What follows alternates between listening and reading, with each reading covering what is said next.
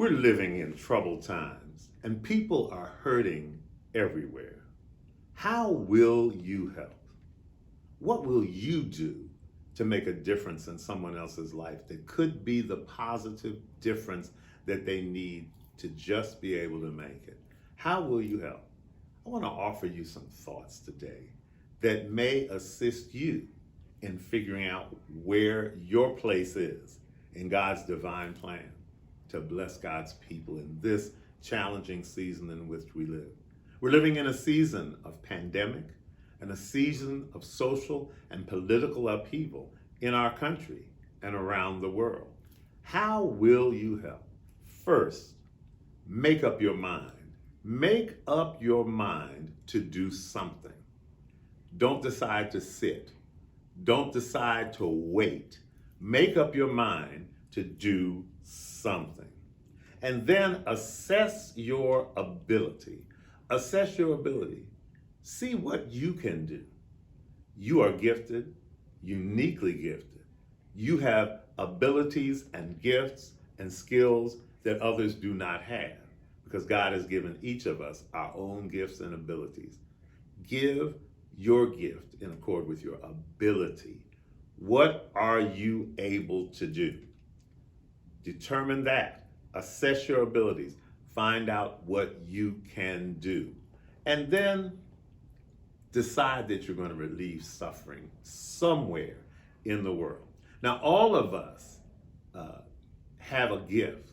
All of us have an opportunity. All of us have a responsibility. All of us have some resources that you could give to alleviate suffering somewhere in the world. Maybe right in your community.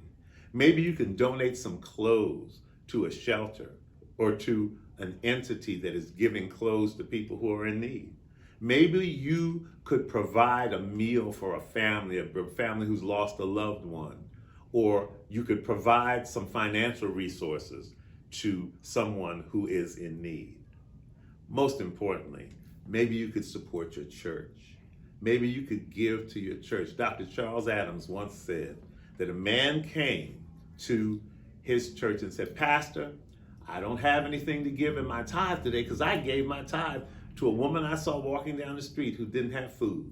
So I gave her my tithe." And Dr. Adams told the man, that was a nice gesture. But if you had brought your tithe to the church and told that lady about the church, we could have put her into our jobs program. We could have given her some food through our feeding program. She could have gotten clothes from our clothes bank. And once she got a job, she would have been able to support herself for years and years, perhaps to come, because you gave your tithe where you should have. You gave her your tithe today, you helped her for one day. Tomorrow she'll be hungry again. The important thing to recognize is that we have to give through the appropriate channels and in the appropriate places. Remember, please remember, you can do something to alleviate suffering in the world. You can do something and get it done. Get it done. Don't sit back and make great and grand plans that you never have any intention of fulfilling or completing. Or maybe you have the loftiest and highest of intention, but those intentions never come to fruition. Get it done. Relieve suffering. Make up your mind.